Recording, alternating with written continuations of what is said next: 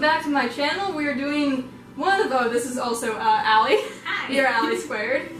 She's my roommate. We're currently in my apartment, or our apartment, because I'm back in Worcester for today, this afternoon actually.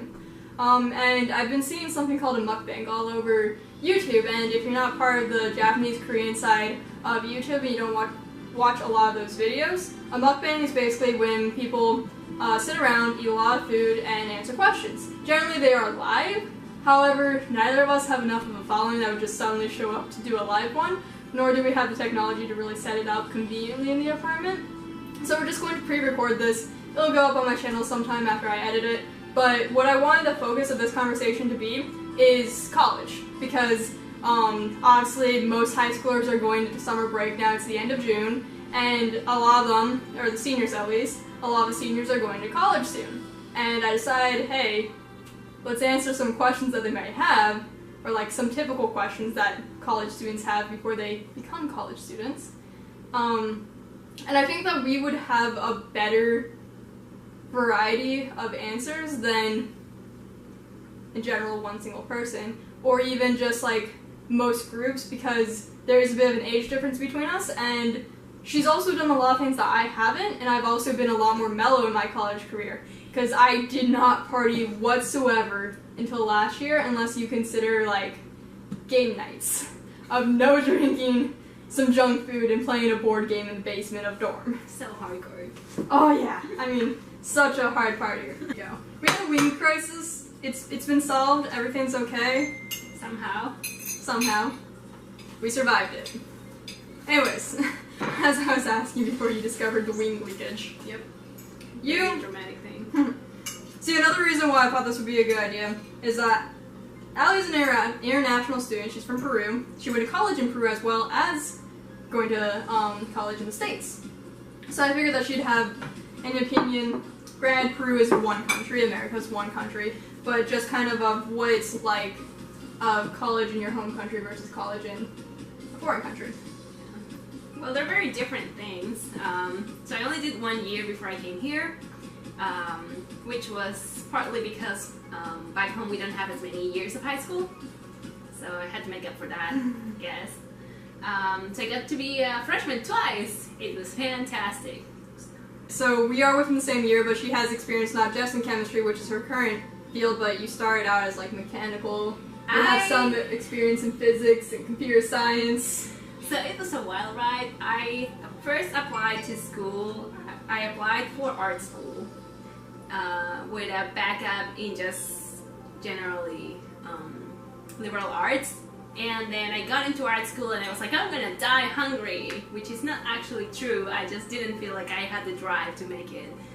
Especially being an artist in a small, well not a small, but like there's not a huge industry back home. So I figured, well, let's just do liberal arts. That sounds fun. I've done well in all of my liberal arts related classes throughout my whole school life, and I did that and I got so bored. So I decided to transfer into mechanical engineering. Did that for a while, decided it was not the right fit. Changed it to computer science. Had a bit of drama happening there. So finally I switched to chemistry, which I honestly dearly love, and I don't regret changing my major that many times because I know a lot of shit that I wouldn't have learned otherwise. You're probably one of the most robust people as far as it goes with education, graduating with a bachelor's. Yeah. The only people that would, like, honestly, I wouldn't even say, the only person I think that I know of that would surpass you is someone like Richard Feynman. And that's just because he's crazy. I wondered. But like, even someone like Bill Gates and Steve Jobs, which you commonly see of like, oh, they didn't even graduate college. Watch my other video, up to college or not college. I don't discuss what survivor bias is in that, but I'm just gonna go over it real quick right here since you're here. Survivor bias is when you look at the people who succeeded and not the entire population. Of all the people who dropped out of college, very few of them actually go anywhere significant, like Steve Jobs or Bill Gates. Bill Gates and Steve Jobs already had a company and business in place when they dropped out. They already hit that epitome of, oh hey, this is as far as we're going to go in life. we're good here now to just, college isn't going to do anything for us, and because of CEOs it didn't matter. For someone like us, if we want to be a PI of a lab that's not our own lab, we would have to have a doctorate. Yeah. If it's our own lab, who fuck? Who cares? Which is also very hard because there are so many things involved just maintaining and having the funds to run your own successful Like, the lab. only way that we'd be able to do that is if we create some crazy experiment that literally makes you millions of dollars that we could invest into it. That's the only way that we're getting there. Yeah. So things are very different in different fields. We can only really talk about sciences because that's the areas that we are involved. I can talk a little bit about liberal arts just because I know so many people. Like, I'm one of the only people from my friend group that, like my high school friend group, that went into sciences. I have a nursing friend and that's about it. So what do you think was the hardest kind of transitioning from a foreign college to American college? Or even just from a foreign... Well, you went to China for a while too, so like, any experience that you had of being away from home. And then I'll talk about what it's like, because I live away from home on campus, I'll talk about what it's then like of just a more normal setting of changing. It's definitely different. Being away from home for so long, definitely a difference. Having to study everything in a different language definitely made a huge change. Like when I got here, I tried to bypass chemistry because I had already taken chemistry and I was like, who needs that? So I took the test and I realized that just because you know how to name everything and know all the conventions and all the formulas in one language, it doesn't mean that you can automatically translate everything to another one because there's like some different rules and some different terminations. So I did terribly on that test despite knowing everything just because of naming, which granted was like 60% of that test. And she was very fluent in English when she came to the States. It's not like you can hear right now, she has a little bit of an accent, but her English is impeccable. It's better than a lot of people that I know that are native speakers. It's not like she came into college just barely passing the language test to be able to go to the school here. It's that she knew the language well, it's just that science is very different. Yeah, science is very different. It's another language on its own. Yes. Yeah. That's why half of it's in Latin. My English was good enough to apply for doctorate degree. Anyways, there was also the difference in styles in schooling. I went to a private school back home and it was one of the best, if not the best, school in my country. And I did very well there, but the usual thing is you don't really have an interaction with your professor. You just go to class, you study, then they test you on things that they didn't even teach you, and if you approach and ask a question, they will call you dumb and be like, fuck you. There are some professors here that do that. They are, but it's it's not the minority. Yeah, it's the opposite back home. Oh my most God. of the time. So they would hate office hours. Oh, they definitely did. I don't think they even had office hours. Utilize your office hours. They're there for a reason. TAs generally have to know their shit. Like, they have requirements that they're supposed to hit to be able to TA. I was a TA, C-term. So that's like our second winter, like the end of winter, January to March. Why am I not saying months? Why am I trying to say second winter? I was a TA for genetics, and I had to have had a certain proficiency in genetics, and I also had to go and talk to the professor and have them make sure that I still understood everything so that I could then help any students with questions. And if I didn't know something, I'd have to look it up and refresh myself on it. So there is a criteria that has to be met for someone to become a TA, and they can generally answer all of the questions that are relevant to the class. The difference between a TA and a professor of asking them questions is that a TA may not know more advanced material, so I'd get questions sometimes that started delving into biochemistry or even advanced genetics, and I'd be like, I'm not completely sure of the answer here, and of course I'm not wanting to give them like a bad answer and like mislead them, so I'd be like, ask the professor or give me some time, remind me through an email, and I'll try and look it up for you. If it's really that important for you to know right now, sorry I can't answer it immediately. That's the only difference, is that a professor will know all that advanced material, but a TA won't. So what I'm getting to is that professor office hours tend to be the most full. Like, generally there's lines of students waiting to talk specifically to the professor because they don't trust the TA opinion as much. And you should normally have more than one TA per class, so if there's one that you don't get along with, go to a different one. Yeah. even if like there's different sections of the class, if you know there's another one that your friend is taking class with and that seems to be a perfectly good person to go talk to, you can definitely approach them if they really want to care that you're not in their section. Oh yeah. So anything that you need to know for a test or homework, they'd be able to answer. Anything beyond that, they're going to be like, psst, you don't need to know that, kid. I can try and tell you if you want, but you don't need to know it. And a professor might not tell you that you don't need to know it. They might just offhandedly answer it because they know how to answer it. Yeah. Alright, so the biggest difference of moving away from home, basically, as a college student, is that I had 2 roommates because I was in a freshman dorm. I'm not sure how much of this I'm able to salvage because the camera turned off briefly. But the hardest part was just sharing the space because I've never had to do that before. And the only thing that was hard about that was that I couldn't play anything loud. Like, we had to agree on something if we wanted to watch TV. I know that they probably... Okay, so this is actually the hardest part, is that no one was actually upset if any of us did anything. Like, if one of us watched something and didn't tell the others, none of us got upset, but it was the anxiety of what if I pissed them off. I think that was the actual hardest part, not like trying to monitor, oh, what are we going to watch? It was more so, if I watch Big Bang Theory right now, am I going to piss them off? Maybe. That was probably the most difficult part. And showers. Dorm showers are awful. But that's not actually anything about living away from home. So, my mom's not really a helicopter parent whatsoever. And we didn't really talk that much once I moved away. But I think it made her and my relationship a bit better. Me being away for a year. I was back a couple of times for like breaks and stuff. But being like fully gone for a year, I think that really did help our relationship improve. It's still kind of iffy if I'm home for like a long time. Like, I'm going on 2 months now of being back home, and it's getting strained. It's definitely getting strained. But it could be worse. It has been worse. So that's one of the good things of moving away from home, is that if you have a bit of a, not sketchy or bad home life, because I wouldn't say that my situation was a bad home life, but if you have a difficult relationship with your family, it could improve it. It honestly could, because then you're not butting heads constantly. And when you're home, you're like, yay, I get to see them again. It's just generally a boost of adrenaline and happiness of like, woo, family! Versus being like stressed all the time. We're going to go to the opposite end of helicopter parents. One of my friends has extreme helicopter parents. To the point that they requested that he send them a picture of himself every day when he woke up.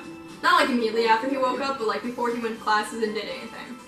And they were constantly calling him, checking up on him, calling him sometimes when he was in class, and then they would get mad when he didn't answer because he was in class. And for him it was hard because he didn't know how to manage all that, and he didn't know how to tell his parents, like, oh guys, chill out, please. So I think that's where it can be difficult, is that if your relationship's too strong with your parents, of them like always being worried, and he wasn't the first child to go away to college either, he was the second. So it's not like they were worried for the first time of experiencing this, it was something that they'd gone through before. And then on the other side is someone who was very close to their family, and then is like half an hour away now. So because of that closeness, they went to a close by school, and their parents basically came down every weekend to see them, because it was just kind of like hard to adjust at first because some shit went down at the beginning, partially my fault, but yeah, they just kind of had a different type of relationship of like the parents would bring food for them, like they cook a casserole that you could just reheat throughout the week. This was even after they got like an actual full kitchen and not just a microwave dorm, or like do their laundry, and it just kind of took away from them being an adult. But all in all, I don't think I've ever met anyone that freshman year they were super heartbroken or distraught being away. No. Generally the students who choose to go to a college further away are students who know that they can handle it. Yeah. It's one of the things to consider, definitely. Because it takes a toll on you emotionally, even if you don't realize it at first. See, the thing is, it teaches you independence. Yes, right? It does. So you want to be able to... It's the balance between knowing that you can be okay with it and also learning to do the basic things you need to survive, like cleaning your place, doing your laundry, making food for yourself so you don't And it's starve. also a safe environment to learn this. It's better than, like, going out when you turn 18 and just immediately, like, not going to school and buying an apartment for yourself. Let's say that you have a stable job. Like, my friend Shannon's little brother. He's a manager at Starbucks now. He's, like, a year out of high school, I want to say. But he's not living on his own. But theoretically, because I know this could happen, if you're 19, you have a managerial position, so you're getting paid well and you can afford to do this. You move out on your own, and you go to a city that's further away because let's say that there's a Starbucks with a better manager position and they need you to fill it. So, and it's hard for them to fill it with local people, so they decide to relocate you. That is a lot more dangerous of a situation to try and become an adult in than a college apartment. Definitely. My situation's a little different because my family's not super well off, so I don't have the same fail-safe. But there's other people who, like some of my friends whose families are a little more well off, are either helping them pay for their apartment or are a fail-safe that if they can't pay for their apartment, it's like, hey Dad, can you break me out? They have that safety blanket to fall back on. It teaches responsibility of managing bills, of cleaning the place, because at least in college in the dorms, you had to, like, stick to some form of code. Like, if the RA walked into your room and it's complete disaster, mold's growing, there's mice, you would be talked to and forced to do something. In an apartment, like, our landlord very rarely actually checks up on us. He doesn't care at all. There's one time that he randomly walked in to give us chocolate for Christmas, and then when we re-signed the lease. I think there was one other time because there was a crack in my ceiling that he came over, but that wasn't like him coming over like, hey guys, I'm here to check up on the apartment. It was more so of like, oh, there's a crack in my tenant's ceiling, I should probably check this out myself. So you then have to be the one responsible for cleaning up after yourself, realizing, oh hey, there's mold in the bathtub. Probably need to clean that. We've had those moments of like, it's been there for a week. Yeah, I should do it today. I was like seriously considering it, like, how much does this actually disturb me? And you learn your limits that way. Yeah. Which is really good because there's no guarantee that we're going to be living together after this. So we might have to find more roommates.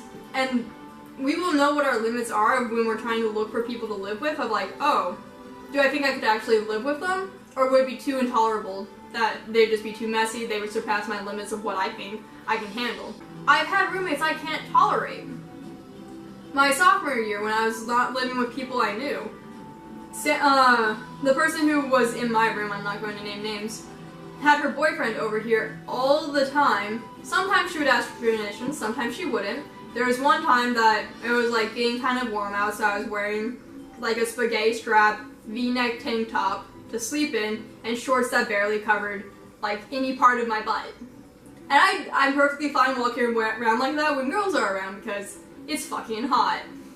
I don't have the temperament during finals to deal with that.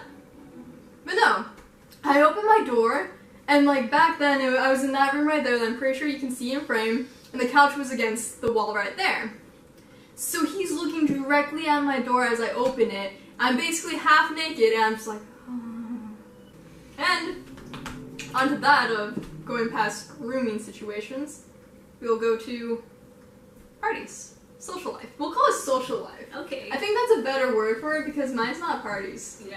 And ours in general is not parties either. No, not anymore. Not for you anymore. You want to start with the good or the bad? I'm gonna say the bad's your freshman year.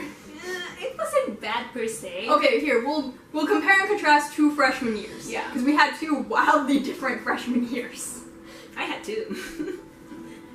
They were not that different. We'll do your freshman year here. Yeah. Just for, it's the same school, so it's easier to compare. There's also less no. That's not even. We'll just... yeah, you don't want to know about So that. for context, I met her during her sophomore year. She did. She did not know me freshman year. Yeah, but you also had a gap year between freshman and sophomore year. I did. So it was technically 2 years after this happened, but it was during my freshman year that I met her, so you'll hear part of her sophomore year as well. Do you want to start? Yes. Because people tend to remember the last day better, I kind of want them remembering mine a bit more. fair. So what happened is I came here and I had already done college, so I was technically a freshman in all things considered, but I already kind of knew. Besides experience. Yeah, I already kind of knew what college was about, and I was like, I got this shit. I got this shit. I had also like been partying and doing shit since before I graduated high school, so it wasn't like coming here completely unprepared. Also, like the drinking age back home is 18, which I turned like 2 months before coming here. So I went from I can drink everything to I can drink nothing. I can drink things, just not legally, which I cannot have been buy doing already. anything. So I did a lot of random shit freshman year. I went partying almost every weekend. I had a group of friends that were just very outgoing. So you were in a sorority freshman year? I was in a sorority freshman year. The thing is, I made a lot of group of friends because I came here early because of international orientation, and then I had my roommates who had also their own friends, and I like joined the drama club, so I had friends from there, and I just met a lot of people. So I would go partying, I would just chill with people, and then one of my friends was like, you know, it would be cool to join a sorority, and I was like, yeah, what the fuck, why not? So I went to the recruitment on only the last night, and somehow managed to get accepted into my first choice. And so I was like, I got in, why not? So I joined, and it was a very bad decision for me. Yeah, from how I've heard it, is that you join the sorority that is the most opposite of who you actually kind of are now. I'm not sure if this is true to who you were back then, but they were a very bubbly sorority, and I'm going to say like your entire life you've probably been like this, but we're both wearing dark colors and dark jeans, and like kick-ass heels. So we're more of a darker vibe than a bubbly, prissy sorority. See, the thing is, I can be very outgoing when I want to, so I can just go up to people and be like, hey, tell me about yourself. Don't you like snow? Snow is fantastic. Oh yeah, you didn't really experience snow that much. Which apparently is exactly what people wanted to hear at that meeting, for some reason. Your fascination of snow? Yeah, I talked about snow a lot at that meeting. You have no idea. I was also like, I prepared for this shit. I was like, what do sorority girls wear? Google. Okay, I guess I'm wearing yoga pants and a sweatshirt. So yeah, she basically changed to be accepted to the sorority, which didn't fit with her. No. The point of a sorority is to be with a bunch of people that are likewise or like-minded. So we're not saying that joining a sorority will be like the most horrible choice of your college career. Joining the sorority that's opposite to your personality will be. The thing is, sororities are great when they're actually like doing their job, as in they are a group of friends that you can hang out with, they will support you through stuff. All sororities are like this, that they do have dress codes, they do have requirements, they do have fees, especially if you live in-house, they have those fees on top of everything. She didn't live in-house because you have to have gone through initiation first. I did go through initiation. But you have to by sophomore year. It's not the year you go through initiation, it's the next one. Also, you're not definitely guaranteed to live in-house, at least here. Sophomores are. Sophomores are. Not all of them. Oh. Because of the numbers, I think at some point they got too big and there was just no space in the house for all of the sophomores. I know Alpha, Gamma, and Pro, sophomores are either required or very much encouraged to. But I think you have priority yeah. if you're like a sophomore, but it's not really necessarily something you can do. Yeah. It tends to be like suggested in as guaranteed as possible sophomore year. So if you do want to live in the house at any point, sophomore year is your best chance, and the year after initiation is your best chance to do so, else you need to have an exec position or win the lottery, basically. Like, not the lottery, but like the housing lottery. Yeah. Which is something that regular students have to go through too. If you want to stay on campus in dorms, you go for a housing lottery. I was very lucky. I had a 3-digit number. I never went through it. My year was a year when more people than the school was hoping for signed up for this. So there was a huge amount of students that at the end of the lottery thing just couldn't find a place. There was literally no space for them to get in. And it's also a lot more expensive to live on campus. It is. all in all, it's more expensive and it feels more restrictive. Yeah, because like our laundry unit, it's never failed us. We've never had issues with the shower. Nope. These are common things that like keep happening in like the new building, the building that just got built, like 5-8 years ago. Sometime in the 2000s, it was built. Generally, a building less than 20 years old is not going to have laundry or shower failures, but it did. You also have more time to find somebody you want to live with. Like for example, the place I was living in on campus my sophomore year. I only had a kitchenette. I didn't have a full kitchen. Oh, is that the one near goats? Yeah. Okay. So I couldn't really cook much. Oh, so college beds, they are basically rocks. Not like multiple rocks, it's just one solid rock. Yeah, you might as well just sleep on the floor. It's gonna be comfy because that at least is a rock. Someone did that with a yoga mat. Unsurprised me. Guess who? It's like a good middle ground. Yeah. You have responsibility, but you're not going to get kicked out if you miss something, or your water's not going to get turned off if you miss payment. It might get turned off for other reasons because dorms are shitty. I think the best dorms are on campus are like the apartments. So our campus has two things that are apartment-like. We're not naming dorms because you can just Google them and find out where we are at. And for at least the next maybe year, I'll reveal it sometime in the next year of where I went. And all the new students going there can ask me questions. But the thing is that they have like these apartment type dorms, but they're still very crowded. Like there's 7 people that live between 2 rooms. 2 to 3 rooms depending on which one that you get. It's between like 5 to 8 people. Yeah, it depends on. I think they have been increasing the number too because more people are getting accepted into the school. So we also have a thing with like freshman dorms. It used to be a lot of doubles, so that means that there's 2 beds in 1 room. And now they're turning into things called forced triples. Because it's a room set up for 2 people, but they crammed 3 people into it. I was lucky that my triple was actually supposed to be a triple, so college apartments are ridiculously expensive for what they are. They are. Not compared to dorm housing, but compared to another apartment of the same, like, looks exactly the same 2 miles away would be so much cheaper. Yeah. Or even some of the apartments around here that aren't meant for college students. Like, our landlord has buildings that are around here that he does not let college students live in because his apartments, they're generally multi-family, so that means each floor is its own apartment. So it's a converted old house that was turned into 3 different homes. And he does it so that only college students live in his buildings. So if there's 1 college student, all of them are college students. Not every landlord does that, and I feel like it's safer having it our way. Because that means that there's no random adults, because generally the kids. Yeah. Kids. And generally the adults who'd be looking for housing this cheap aren't the ones that you want to be in the same neighborhood with. Oh.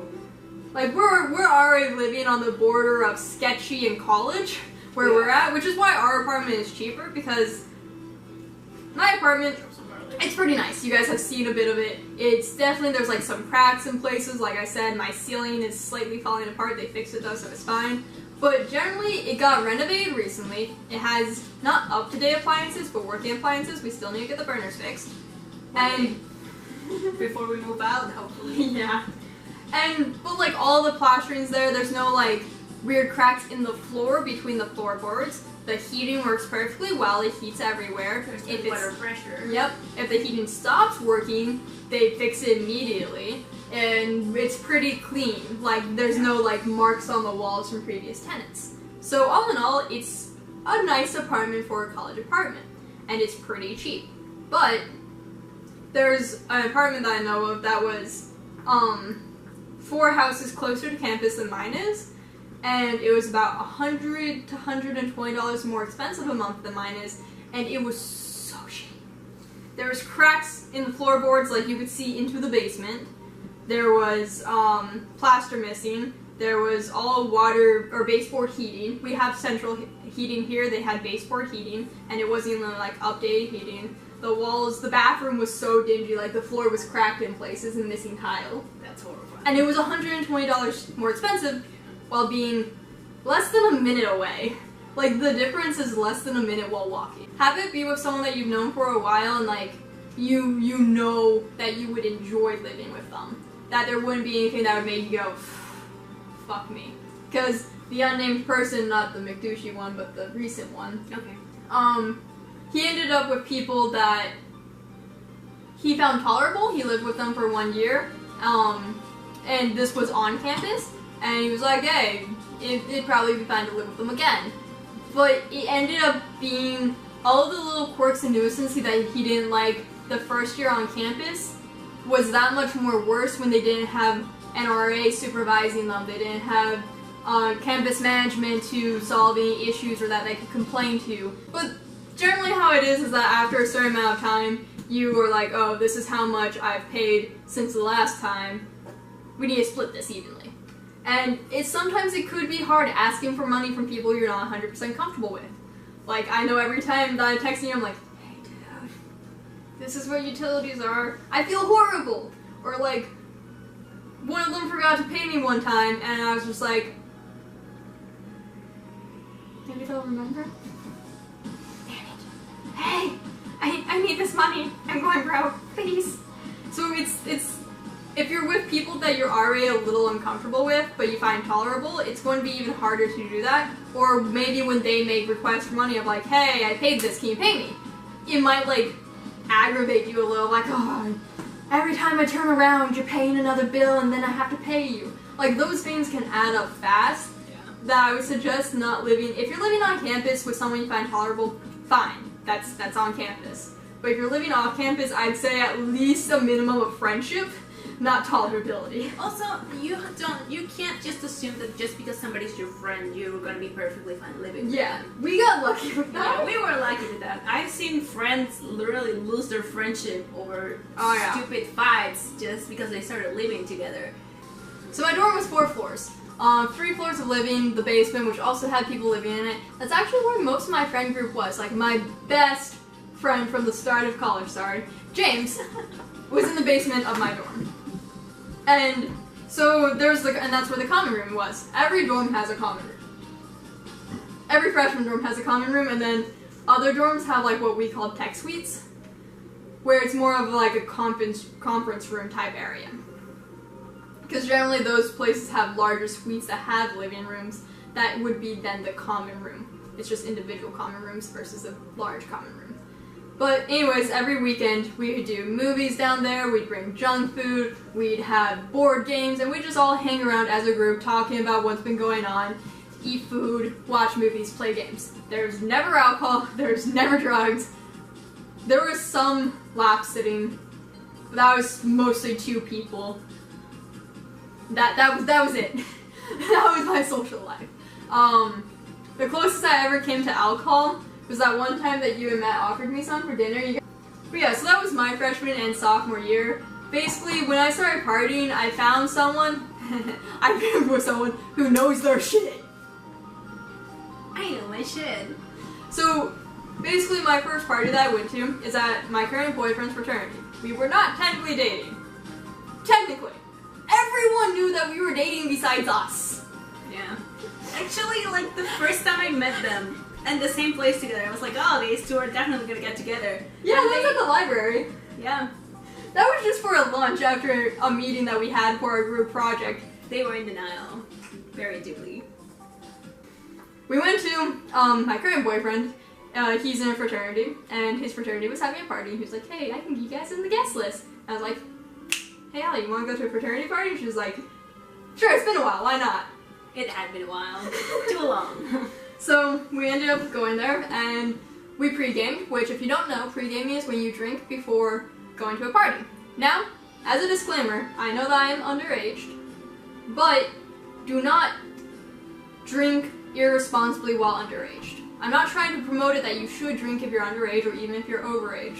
I'm not trying to promote alcohol here. I'm just saying do it responsibly and do it with someone who can supervise you. She knows her shit with alcohol. I do. She knew when to take tequila away from me. She knew when to take fire whiskey away from me. Just take anything away from her. That was a fun night. Like, nothing bad happened. I I got sick, but that's more on my boyfriend's fault because he doesn't know anything about drinking because he physically can't drink. His body just does not like it. So he didn't know that he shouldn't have me sitting down after dancing for so long. So that's when I got sick. But she was there to watch over me and be like, okay, she's not drinking too much, she's not doing anything stupid, she's not going anywhere she shouldn't be going, she's not wandering into any bedrooms, everything's fine. So my advice is that if you're going to party freshman year, go with an upperclassman who you trust, and also try and find someone in the fraternity, like a sober brother or a sober sister. Our school doesn't allow sororities to host parties, so it would mostly be a sober brother that you'd be finding. But every single party that is fraternity or sorority based will have sober members that are specifically there to make sure nothing bad happens. So if you ever feel like you might be in an unsafe place, or you might be drinking too much, or you're not sure about what's going on, find one of them. They're generally sitting in a chair looking very bored. They're easy to spot. Yeah. Well, I have a lot of experience with just drinking and partying because I did it a lot my freshman year, both back home and here. I definitely think that you need to find a group of people you feel comfortable with and that you feel won't leave you behind when you're partying or doing anything involving... And don't be the person that leaves other people behind. Yeah, don't be that douche. Don't do it. Unless you set it up beforehand, hey, I want to get laid tonight, so I'm going to abandon you guys at some point, which is fine. Your sexuality's fine. Yeah. Just confirm with your people, right? Mm-hmm. If you're gonna, like, if you find somebody you wanna have sex with, just find somebody in your group and be like, hey. Or even just hang out and watch anime with. It doesn't have to be sex. Yeah. If you just want to break off from the group, just let them know, so if they know that you're too drunk to like actually be like doing this kind of stuff. Or making that decision. They can be like, maybe you shouldn't do this. Also, hook up next weekend. Yeah. It's not saying that you have to drink or do drugs or anything to have a fun time. I know a lot of people that don't do any of them and still have fun. Mm-hmm. You should never feel pressure to drink just because other people are doing it. It's up to you. Like, honestly. And like, honestly, we can attest that you do not have to drink to have fun. All of the lights that are up in the apartment, that was a sober night. It was. We did not drink anything that night. We were partying until like 2 a.m. Yeah. It was the 3 people who live here. That was probably one of my best nights of college history. Completely honest there, is that the 3 of us dancing around to old 2010 music, or even prior to that. Yeah. And hanging up lights. It was great. It was fun. Same adrenaline was pumping. It was not the same as the fraternity party, but it was along the same level of fun. Yeah. Generally, there's always a lot of water and bread available at parties. Yeah. Because they know that you need water and bread. Bread doesn't... Okay, let's bust some myths right now. Yeah. Bread doesn't make you less drunk. Nope, it does not. It just makes it a longer process for the alcohol to go through your system. So if you drank a lot, it will help decrease the amount of time it takes, increase the amount of time it takes before you feel the full effect. So it will not help you sober up, it will not help you think clearer, and it will not help you drink more. It will just help you from throwing up and feeling even shittier in the morning. Also, if you can, and you're like full of alcohol, dance. It will make you sweat. Don't sit down. Process the alcohol faster.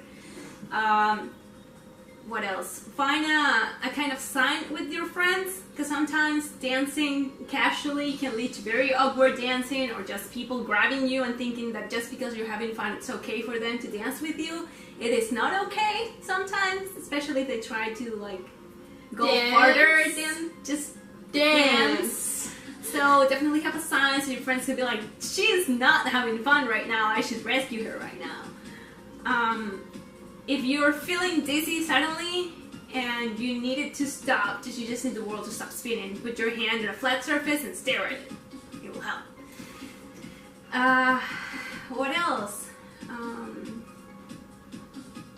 What are the first signs of alcohol poisoning? The world's spinning too fast. You feel like you're gonna throw up, or you actually, when you throw up because you're drinking, you definitely have at least a mild case of alcohol.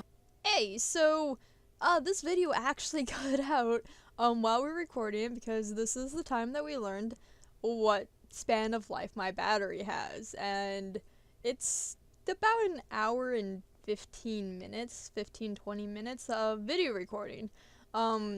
So I actually trimmed down 40 minutes of footage.